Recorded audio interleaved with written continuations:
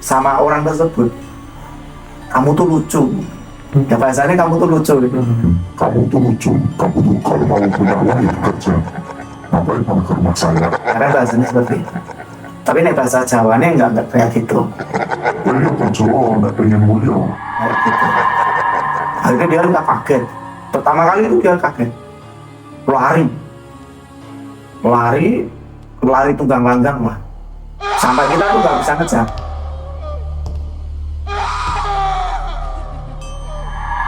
Halo guys, kembali lagi bersama Billy Jason dengan cerita-cerita mistis dan horor.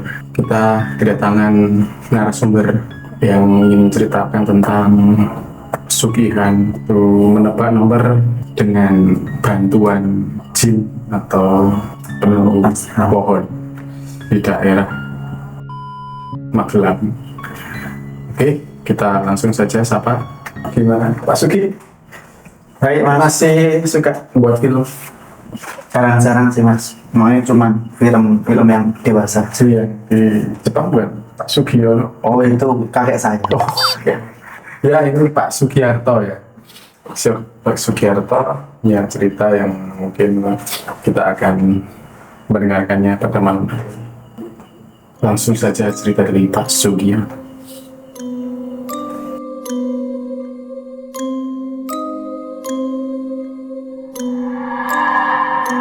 Buat kalian yang punya cerita nyata horor atau mistis, bisa kirim pesan ke Facebook dan DM Instagram di deskripsi. Ya, Mas Sugiarto, gimana ceritanya? Katanya ada cerita Sugiarto. Silakan. Cerita tentang pesugihan banyak sekali ya teman. Tapi cerita saya itu jangan diambil untuk pelajaran masnya sendiri atau yang menonton hari ini, karena pesugihan itu sangatlah tidak baik. Jadi pengalaman saya dulu mengikuti bukan karir ya, tapi menemani bapak saya itu. Jadi bapak saya itu bisa dibilang orang pinter, bisa dibilang orang ngerti. Tapi nek dibilang orang pinter, kok tak tanya 5 kali 5 nggak tahu, nggak bisa jawab. Bukan pinter matematika. Ternyata mah nggak pinter matematika, cuma pinter dalam arti mengerti bahasa-bahasa atau bisa melihat makhluk-makhluk yang kasat mata. Suatu malam itu waktu mancing habis maghrib, kedatangan tamu yang notabene tamu itu mungkin dari pekerjaan atau penghasilan pas-pasan ya. Dari pas-pasan itu bisa dibilang menengah ke atas ataukah menengah ke bawah, kita kurang paham.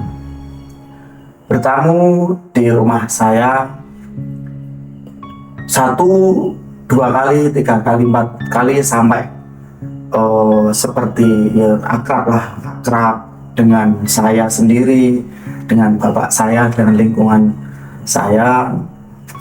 Setiap habis maghrib pasti dia datang. Itu kurang lebihnya tahun 2005 sampai 2007. Berarti bapaknya Pak Sugi itu memang banyak ya orang yang ke rumah Pak Sugi untuk ketemu Bapak Sugi. Waktu itu banyak sekali. Minta bantuan. Iya, di waktu itu karena lagi tenarnya Ayu Ting Ting ya. Itu tenar dari pesugihan itu dengan cara dulu namanya nomor ya. Nomor itu banyak sekali penggila, mau dari masyarakat umum, pegawai atau kan pasti tahu hal-hal seperti itu. Dari situ tamu itu bertamu dan karena mempunyai niat untuk bersaudara, tapi saudara ambil dari jalan lah bahasanya. Basa Jawane sedulur nemu dalan. Itu lama kenal baik-baik, terus bercerita kalau dari dalam keluarganya itu sulit dari penghasilannya.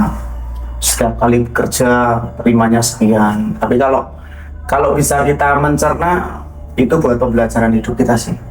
Berarti dia kurang gitu. Ya kurang, padahal kalau Penghasilannya di tahun 2005 itu menurut saya masih bahan pokok masih murah ya, masih belum nggak seperti sekarang mahalnya minta ampun. Dari orang tersebut cerita akhirnya mempunyai niat untuk minta tolong, minta bantuan bagaimana cara biar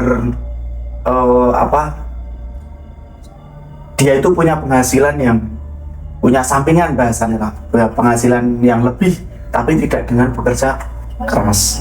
pengennya instan. Nah, instan lah. Instan, pengen punya penghasilan yang besar, Iya. mencukupi hidup Gatel ya. Dari situ cerita hal seperti itu akhirnya diberikanlah jalan tengah. Jalan tengah bapak saya itu bukan menjerumuskan, enggak. Cuman karena tamu tersebut bisa datang ke rumah saya dan tahu bapak saya itu kabar dari yang kabur dari satu orang ke dari mulut ke mulut. orang lain, nah seperti itu. Dan kenal rumahnya mana, nah tidak perlu disebut rumahnya mana, itu area rumah saya sendiri.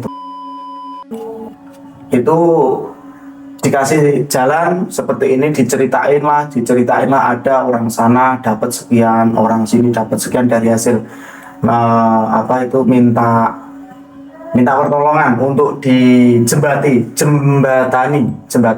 menuju jalan Rezeki itu ya. rezeki itu yang notabene rezeki instan itu. Berarti udah istilahnya udah terbukti gitu ya, bapaknya Terbukti. Pak Sugeng itu menolong orang untuk mencari rezeki dengan hal-hal kayak Padahal notabene bapak saya itu menolongnya nggak menolong di rezeki tersebut, tapi menolong orang yang sakit, ketempelan makhluk halus, atau sedang bekerja di mana, terus yang menunggu di situ tuh nggak terima, kadang buat sakit, entah itu kaki berbulan-bulan nggak sembuh. Nah, padahal notabene seperti itu, bukan notabene mencari rezekinya seperti itu tuh enggak. Cuma terkadang persepsi orang mempunyai sendiri-sendiri. menolong dengan cara mungkin ini ada gangguan gaib gitu Iya, mungkin bisa ya. jadi. Jadi ambil kayak mampirnya Iya. seperti itu ya. Harusnya seperti itu. Tapi terkadang orang menyalahkan itu.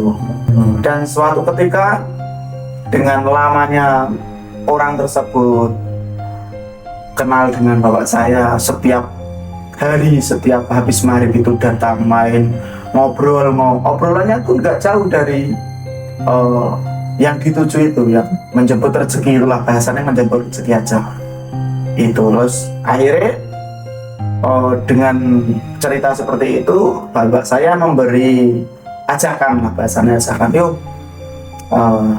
ikut saya besok sini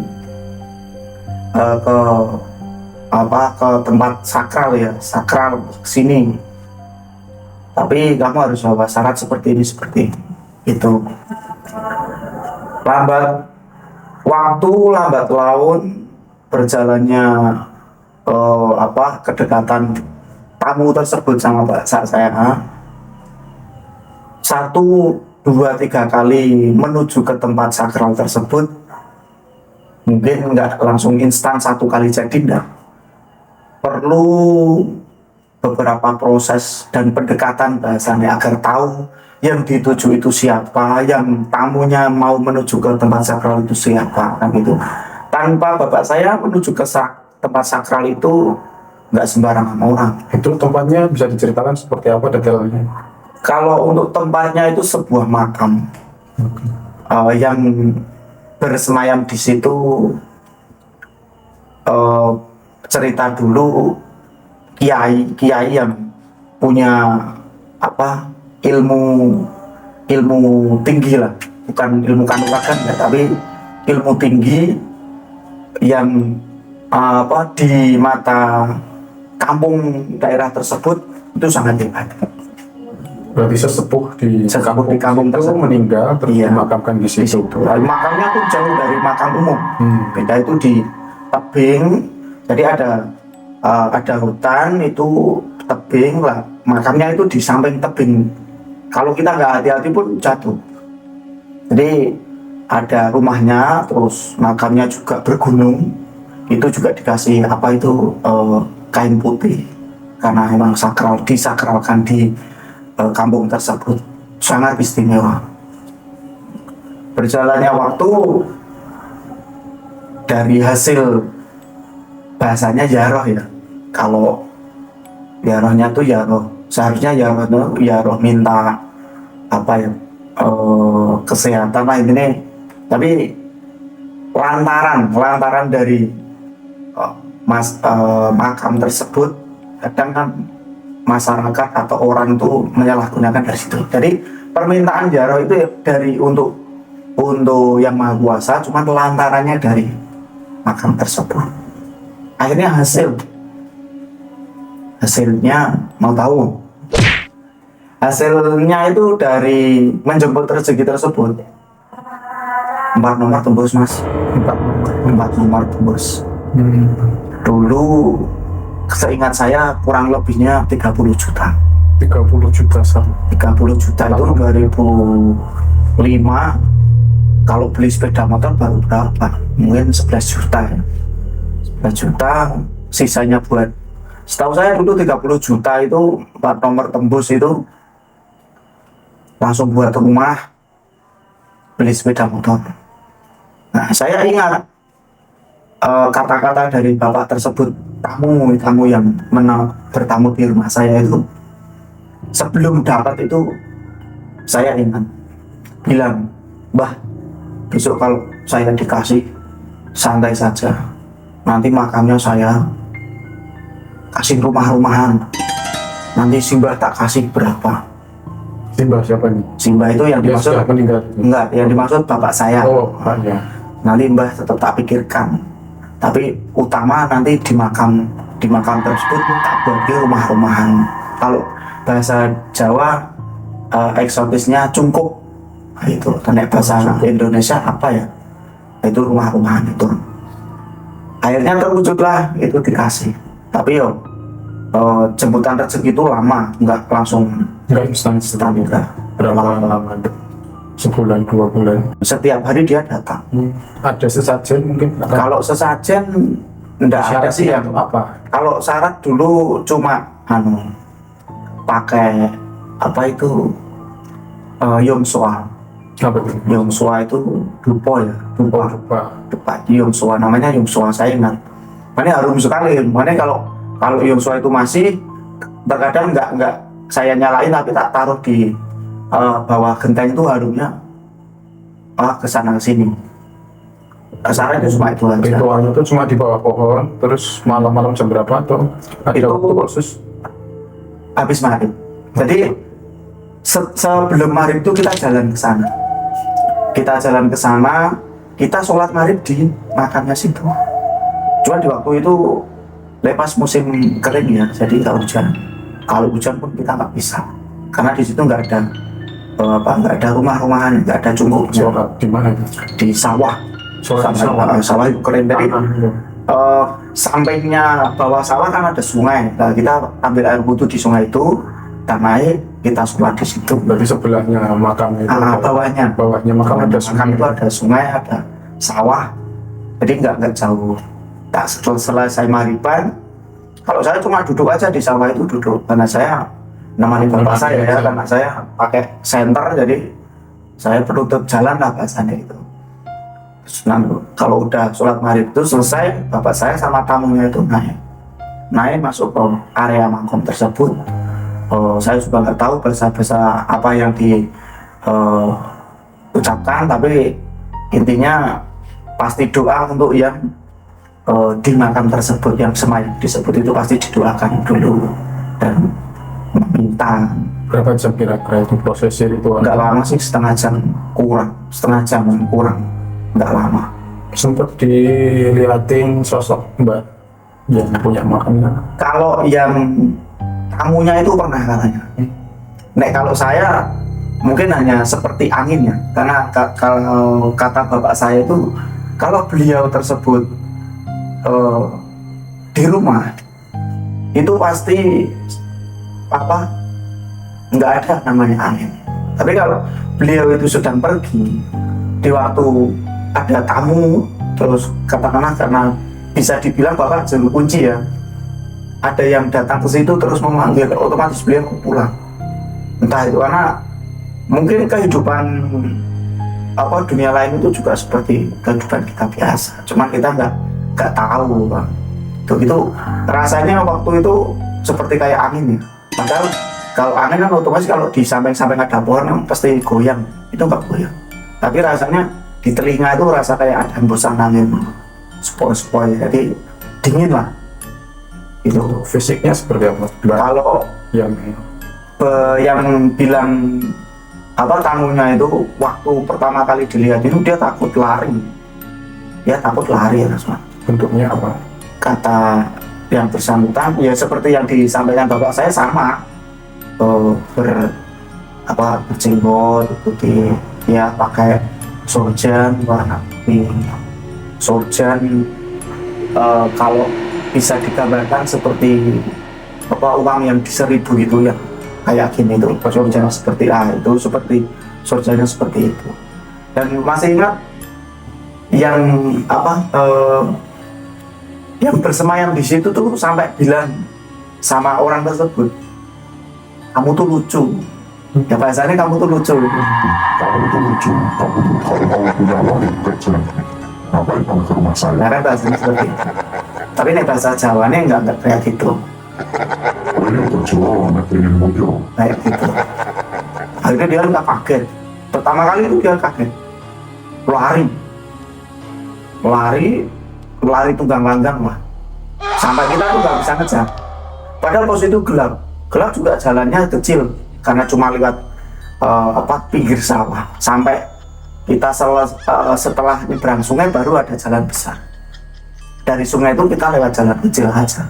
Kalau orang normal jatuh, tapi karena dia saking ketakutannya mungkin gelap ada itu. Kalau kita mencoba gelap lari mesti nabrak, jatuh lah kan kita, itu tidak ada pohon-pohon apa.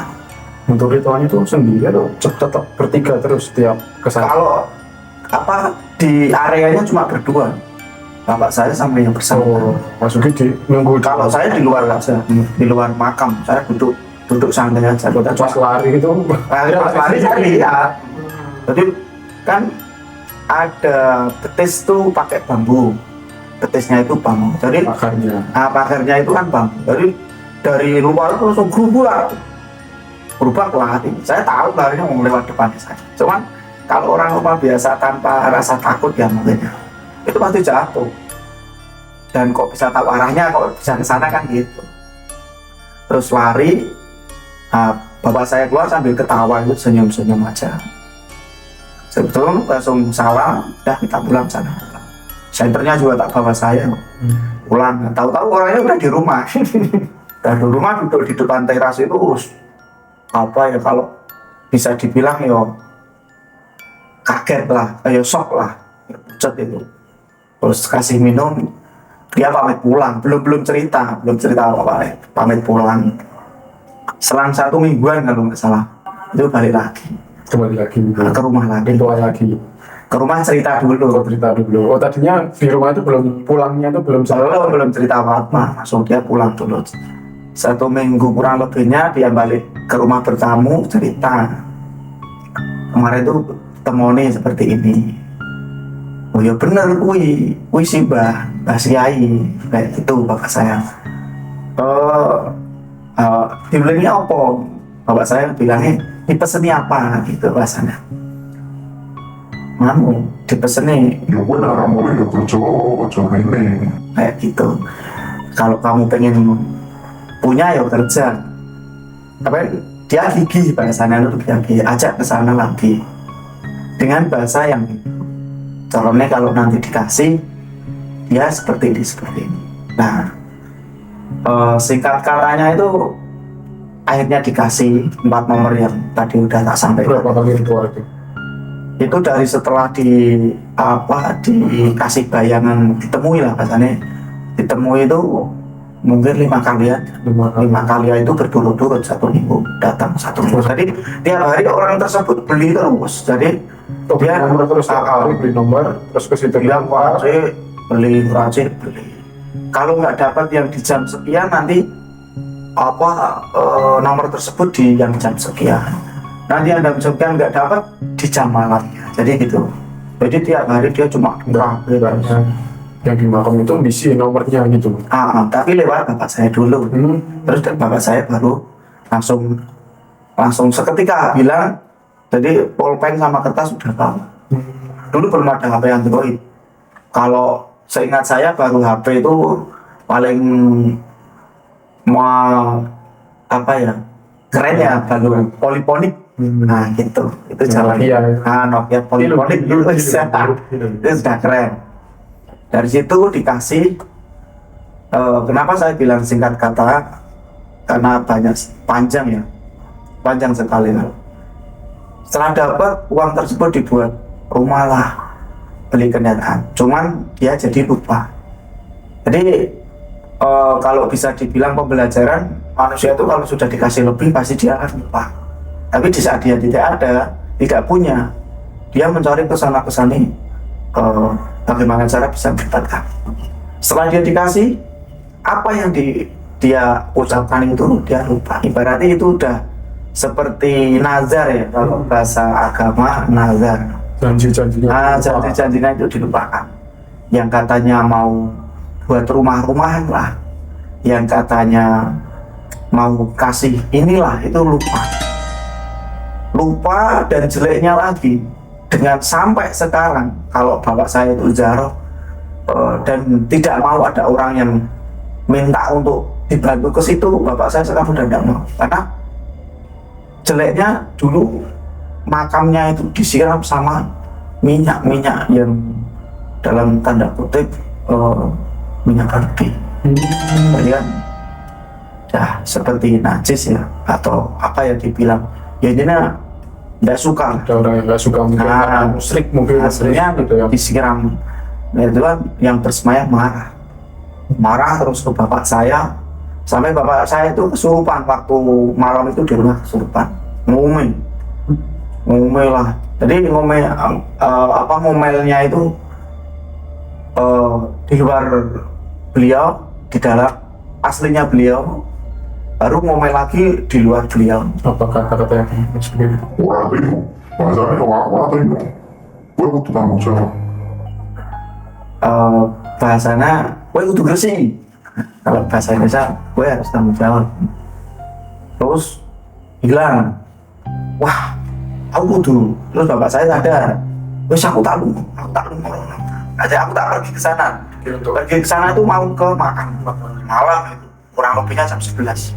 Mau bersihin gitu. Iya, dari seketika kesurupannya itu kesurupan ditamui sama si kakek itu. Ketika langsung ke makam malam tersebut, saya ambil senter, jalan kaki ke sana. Kurang lebihnya 10 kilo ada, dari rumah saya itu 10 kilo ada. Malam jam 11. Masuk 10 kilo lebih lah, kurang lebihnya ada lebih. Jalan kaki berdua malam-malam sana, masuk makam. Saya nunggu tetap di luar. Saya tidak berani masuk, karena saya belum tahu hal seperti itu waktu itu. Jadi saya nemani di luar aja. Bapak saya masuk, cuma saya tak lihat dari luar itu bapak saya itu seperti sujud Di makam tersebut, sujud. Tapi di dalam enggak, bagaimana bahasanya saya juga nggak tahu. Ini dia sujud. Satu jaman ada. Setelah itu kita pulang, sampai rumah itu 1:30. Sampai rumah 1:30, bapak saya langsung tidur. Baru paginya cerita, Nek, tadi malam itu seperti ini kejadiannya, kasih minyak seperti ini. beliau tidak terima terus kesini suruh saya bersihin. Makanya dari situ ya, setelah kejadian itu ibarat kita itu sudah memberi kok diapusi, dibohongi, otomatis kan yang memberi itu kan memarah. Ternyata dari hal tersebut yang tidak diwujudkan itu akhirnya si tamu itu meninggal. Itu ya meninggal. Berapa bulan setelahnya? Iya, itu sudah lama, sudah menikmati hasil dari nomor tersebut. Sudah lama, 1 tahunan ada. Kalau diberikan rumah. Tapi kan walaupun dia itu setelah dapat tidak pernah ke rumah saya, tapi bapak saya tahu. Kalau dia itu dapat, gitu loh. Karena tamu-tamu yang lain yang ke rumah bapak saya itu, kalau ada yang penggila nomor yang dapat, itu pasti tahu karena dikasih tahu dari bandarnya. Jadi bapak saya tahu kalau si tamu itu dapat nomor itu langsung dia sakit sembuh, katanya udah keluar masuk rumah sakit. Adalah yang ngasih saran coba diobatin di orang pintar, katanya gitu. Nanti nggak balik ke bapaknya lagi? Enggak. Sakit tapi dia cuma ke rumah sakit. Enggak, cuma ke rumah sakit aja. Dengan ada yang arahan seperti itu, terus dia juga nggak enak mau ke rumah saya. Akhirnya ke orang pintar yang lain. Orang pintar tersebut langsung bilang to the point, kowe iki duwe janji nih ora ditepati. Nah, seperti itu katanya. Yang cerita seperti itu anaknya. Waktu ke rumah saya mau minta tolong. Dia sakit karena nggak ditepati janjinya untuk buat makom lebih baik lagi ya. Sama lah ya, itu ngasih salahannya yang naburin minyak itu kan yang bersangkutan tersebut. Iya, kemarin dia dikasih sakit itu ya karena dia karena dia nakal kasih minyak itu. Akhirnya dia sakit, keluar masuk rumah sakit, nggak ada ketemu obatnya sampai dia meninggal. Terus intinya sampai dia meninggal ya, udah meninggal, dan rumah itu sekarang tidak dipakai, kosong, masih ada rumahnya. Saya sempat cek ke sana, rumahnya itu kosong. Jadi setelah meninggal, kalau untuk keluarga saya nggak tahu kabarnya bagaimana atau gimana, saya nggak tahu. Tapi rumah itu sekarang kosong, nggak dihuni. Udah bagus rumahnya, tapi nggak dihuni. Nah, cuma dari infonya sih intinya keluarganya pindah ke rumah ibu aslinya gitu tuh, misalnya ikut ke rumah ibunya. Kalau yang di situ kan ikut mertua ya bahasanya ya. Setelah suami meninggal dia balik ke ibunya, katanya nggak mau di situ. Itu kalau secara filosofi ilmu IPS ya, IPS itu ilmu pengetahuan sosial ya. Ilmu apa itu namanya ya, kalau spiritual lah biasanya kan nyambung. Rumah itu dari hasil nggak bekerja ya, dari hasil seperti itu. Jadi kalau seandainya dihuni pun caranya ya mungkin panas ya, atau bisa nggak berkah lah bahasanya kan gitu. Kalau itu untuk dari sudut pandangan ilmu spiritual spiritual itu nyambung. Karena dihuni pun tidak nyaman, kita harus mengimbangi. Jadi meninggal sudah, terus di saat tamu itu meninggal pun bapak saya juga tahu, dikasih tahu sama tamunya yang lain kalau si A, tamu tersebut meninggal. Padanya pun nggak bahagia karena mendapatkan uang instan dari setan itu ya, dari jin itu ya.